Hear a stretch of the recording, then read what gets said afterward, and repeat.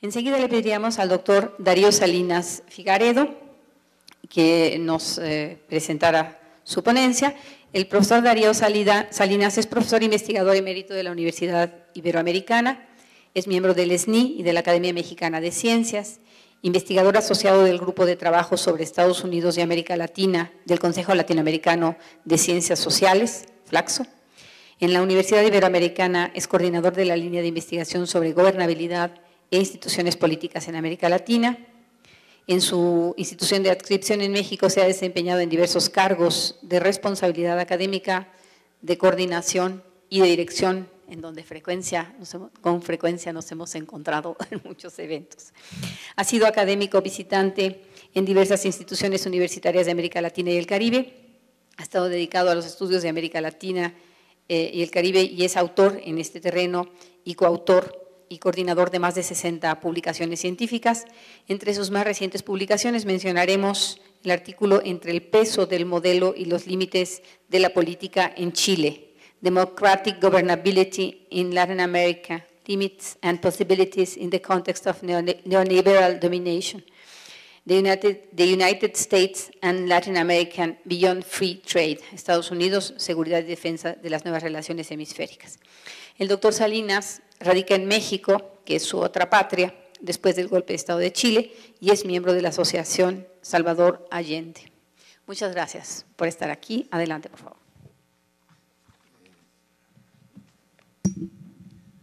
No por razones burocráticas ni protocolares, yo quisiera, antes que nada, expresar con un enorme sentimiento la realización de este homenaje a José Luis Piñeiro en una institución como la UAM, en un departamento como el Departamento de Sociología y en esa división. Me parece que esto enaltece el desarrollo de un necesario pensamiento crítico a propósito justamente de quien nos convoca, el aporte y el pensamiento de José Luis Piñeiro en esta casa universitaria. Desde luego me sumo a los reconocimientos de quienes hicieron posible este encuentro entre amigos y entre académicos para recuperar este pensamiento que, lejos de un pensamiento del pasado, porque aquí se ha hablado del pasado, lejos de escudriñar sus aportes como si uno buscara, ¿no es verdad?, en una pieza arqueológica de larga data, creo que estamos, cuando hablamos de José Luis Piñeiro, frente a un aporte absolutamente vigente, pertinente, desde una perspectiva integral y que seguramente, no obstante lo que aparece en su agenda de preocupación, no obstante ser un tema de larga data, que está inscrito en la larga duración, como diría Brodel, es un tema extraordinariamente epidérmico, presente junto con las grandes interrogantes de este tiempo. Por eso digo que llegamos a esta mesa con reflexiones, con pensamientos, con sentimientos, pero también con desafíos y sobre todo por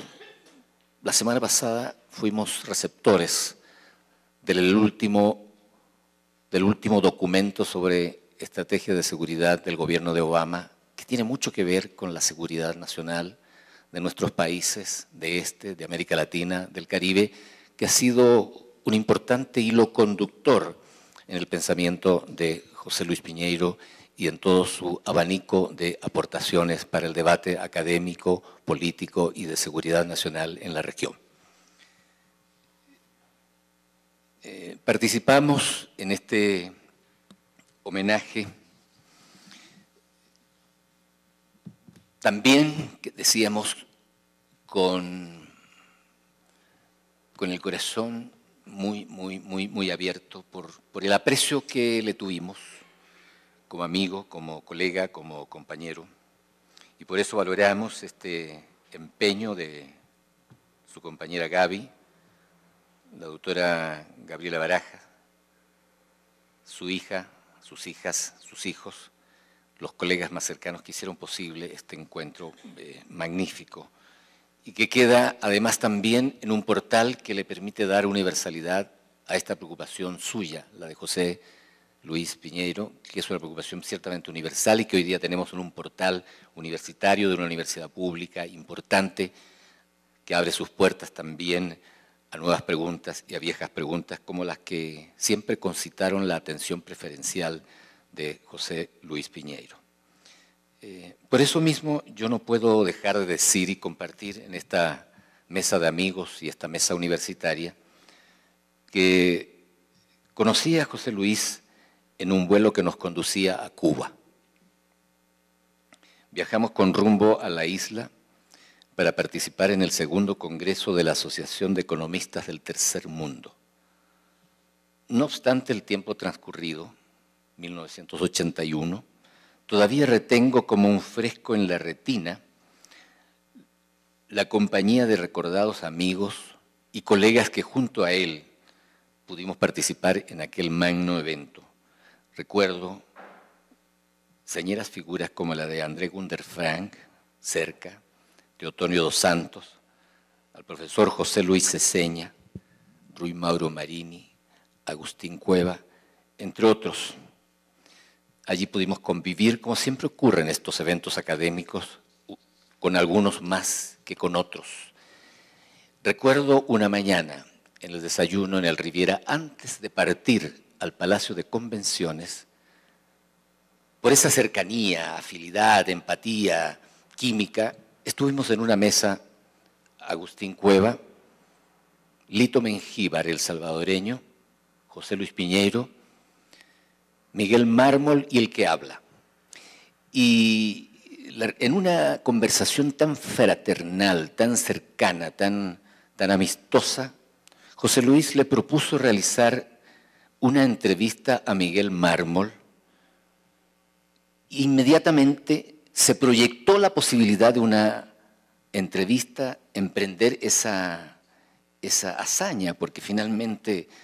a quien teníamos delante, Miguel Mármol, era el sobreviviente de un fusilamiento, sobreviviente de aquella masacre ordenada por el dictador de turno, gendarme al servicio de la oligarquía, después de la heroica insurrección dirigida por el Partido Comunista Salvadoreño en 1932. Ocurrido en algún remoto lugar de esa parte de Centroamérica, que Gabriela Mistral le denominara el pulgarcito de América. Y recuerdo el entusiasmo de José Luis al plantearle esta empresa, este esquema que habría de dirigir la entrevista con Miguel Mármol. Seguramente no lo conversamos teniendo en mente como la misma entrevista que en Praga le hiciera unos años después Roque Dalton a Miguel Mármol. Esta es una empresa maravillosa que nunca se realizó. Yo creo que José Luis tuvo muchas empresas que no se realizaron, que no se culminaron, que quedaron inconclusas. Pero a veces esa inconclusión también habla muy bien de la idea, de la audacia, de la temeridad que se tuvo para pensar en algo que vale la pena, que trasciende y que se va a proyectar como esta entrevista. Entonces traigo a colación porque me parece una buena evocación, un buen testimonio de su mirada, de su preocupación, de su pensamiento latinoamericanista, porque todos estábamos ahí escuchando a Miguel Mármol.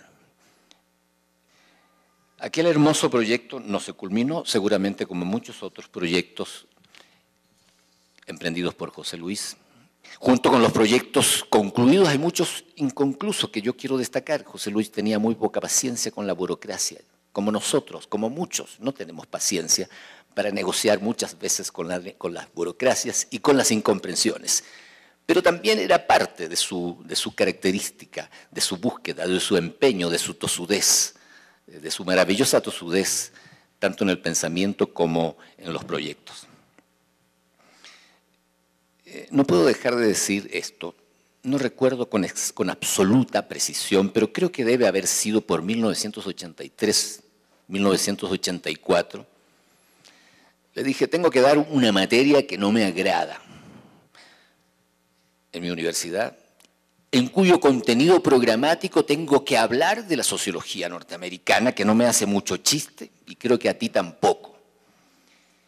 Y José Luis me ofreció un paper escrito a máquina de escribir seguramente con una antigua Olivetti, me imagino, que se llamaba algo así como La sociología parsoniana y la condición humana. Poco después conocí a su autora, Catherine Nelson, madre de Alma y Carlos Piñeiro Nelson. Había esa cercanía, ese aprecio, ese cariño mutuo, ese respeto mutuo. Yo venía de Chile, y eso hacía también de inmediato casi una sintonía, porque quienes ensangrentaron la democracia en Chile era justamente uno de los materiales de su propia reflexión académica. Sus primeros acercamientos a este campo problemático va por la vía del ejército. El ejército y la política, el potencial político del ejército. Entonces teníamos casi como un canal natural de conversación para compartir este ámbito de preocupación. Hago mención a esta relación de su preocupación con estas dos grandes dimensiones, todavía vigentes hoy en la agenda latinoamericana, ejército y política. Recuerdo aquel maravilloso, Américo Saldívar se acordará conmigo, aquel maravilloso proyecto que se inicia en 1965, antes de que nosotros viniéramos a este país, y que fue Historia y Sociedad, junto con grandes responsables del pensamiento crítico latinoamericano. Todavía me acuerdo quiénes estuvieron allí, Raúl Olmedo, me acuerdo de René Zabaleta, me acuerdo del propio colega y amigo Américo, Enrique Semo, Roger Bartra, Raquel Tibol. Eso daba ya también la amplitud del pensamiento inter y transdisciplinario para mirar la región, para pensar en los problemas no resueltos de América Latina. Bueno, en uno de sus números, si mal no recuerdo, 1978, aparece este trabajo vinculado con el libro, con su trabajo de tesis, un magnífico trabajo que comienza con un epígrafe de Federico Engels, que palabras más, palabras menos ponía las grandes disyuntivas de un ejército. Está entre el poder del Estado ordenado y el poder no ordenado de las masas populares. Es decir, inmediatamente su visión de clase, su visión del conflicto, su visión de la pugna, y el ejército que se presenta ante el Estado, ante el país y ante las masas populares. Ese trabajo cargado de metáforas, donde aparecían disyuntivas a manera de pregunta, que yo después,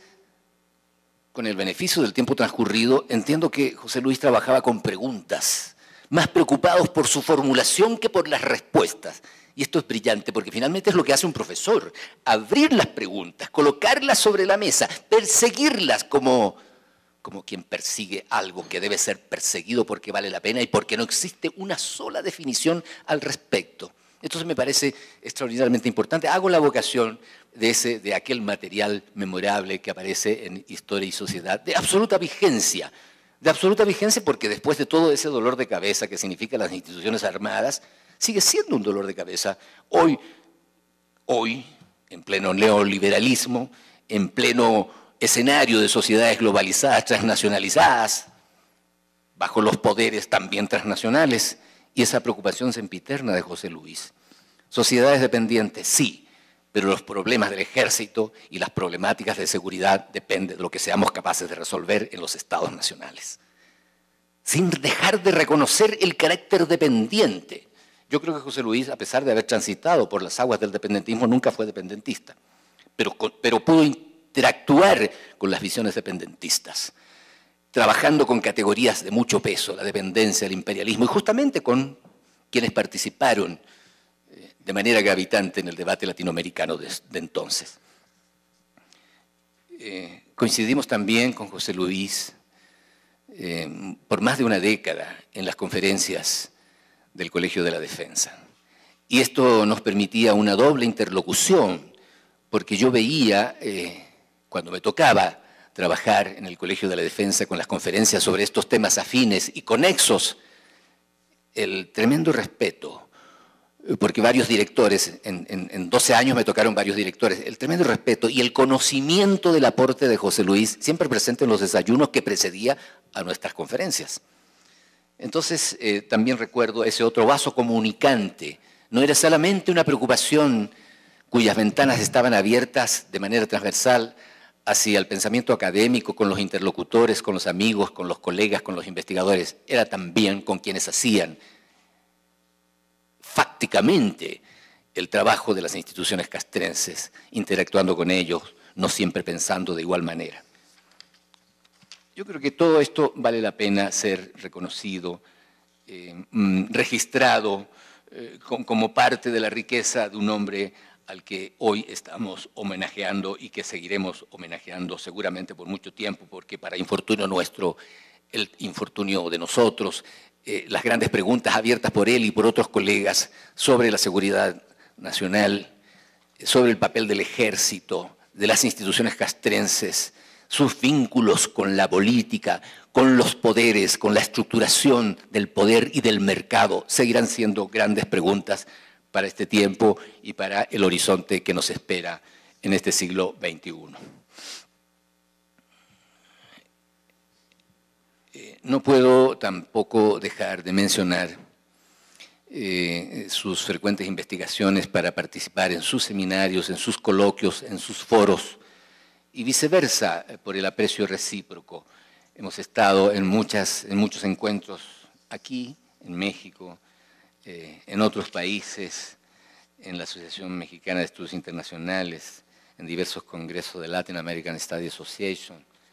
en la Asociación Latinoamericana de Sociología, y también participando de manera conjunta en este siempre difícil trabajo de dejar en letra impresa nuestras reflexiones para abrirse, porque hay que ser claros, esto que se señala, este esfuerzo de la UAN, es un esfuerzo, o el esfuerzo que hacen en la UNAM alrededor de estos temas, son esfuerzos que de algún modo reman contra la corriente. La corriente tanto institucional como del tiempo no es favorable al abanico de preguntas que generalmente supone su abordaje desde el pensamiento crítico, pero muy valioso lo que se pueda hacer, como muy valioso la posibilidad de hacerlo desde su alma mater, desde la UAM, para darle continuidad a estos proyectos. También quiero mencionar algo que nos vinculaba mucho entre el círculo de colegas que compartíamos preocupaciones comunes, no de manera homogénea, pero sí de bastante cercanía a propósito de las hipótesis que nos parecían plausibles sobre la región, sobre América Latina, sobre el Caribe y desde luego sobre México, y quiero recordar a Agustín Cueva. José Luis me pide una reseña de Agustín Cueva y yo escribo una semblanza que se publica justamente en este número de la revista sociológica, cuya vida celebro, porque los grandes proyectos no tienen asegurada la vida, menos todavía en condiciones como las nuestras. Entonces yo escribo esto y luego se publica y yo obtengo también después su visto bueno para que se publique simultáneamente o poco después en la revista Pluma y Pincel en Chile. Agustín Cueva finalmente fue para nosotros, sigue siendo un referente del pensamiento latinoamericano y latinoamericanista para pensar estos asuntos que nos convocan y nos van a seguir convocando. Participó también en un evento nuestro, un evento de publicación que se plasmó en un libro, Problemas Actuales de América Latina y sus Perspectivas, que nos tocó coordinar, y en uno de sus capítulos José Luis hace una reflexión, capítulo del libro, justamente sobre la transición y la problemática de los ejércitos. Este es el tema, no es exactamente idéntico el título con que se publica, pero recuerdo que después de la presentación del libro, porque lo presentamos primero en la UNAM y luego lo presentamos en Brasil, él dijo, esta transitología no pasa por las instituciones castrenses. ni siquiera delante de las instituciones castrenses. Y bueno, y la verdad es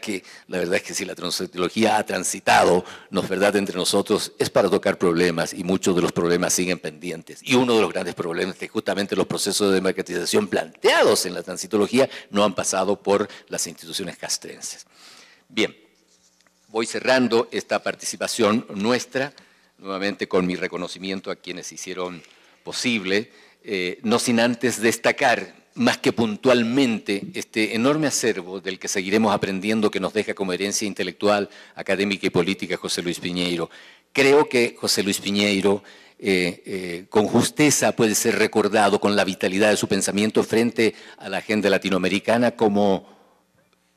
junto con sus aportes, también con esta búsqueda por conformar en la epistemología, en la teoría y en la metodología una mirada crítica, una mirada integral, que reconoce que el tema de la seguridad no es solamente un tema técnico, un tema de especialistas, sino que involucra al poder y por lo tanto nos lleva de la mano a repensar el poder. Por eso yo decía también en algún momento al inicio de esta conversación, los poderes cambian, los poderes se renuevan, pero no siempre necesariamente en beneficio de nuestros pueblos. Me llamó mucho la atención la lectura primera que hicimos la semana pasada de la estrategia de seguridad del 2015 del gobierno de Obama. Un mes y medio después de plantear la apertura de un diálogo diplomático con Cuba, a contrapelo de esa expresión diplomática que alabamos y que celebramos y que nos parece promisorio, vemos la recurrencia en la formulación estratégica, nuevamente, de que hay amigos del terrorismo en América Latina y que hay amenazas, y se hace mención justamente a Cuba y a Venezuela. Y eso, de alguna manera, nos rebaja el profundo entusiasmo que inicialmente nos plantea, aun cuando eso está abierto como a las grandes preguntas de José Luis Piñeiro, de seguir pensando en los desafíos de la seguridad nacional para países como los nuestros, profundamente desiguales, dependientes, pero con la posibilidad de recuperar un horizonte mucho mejor que el que nos ofrece el neoliberalismo. Muchas gracias.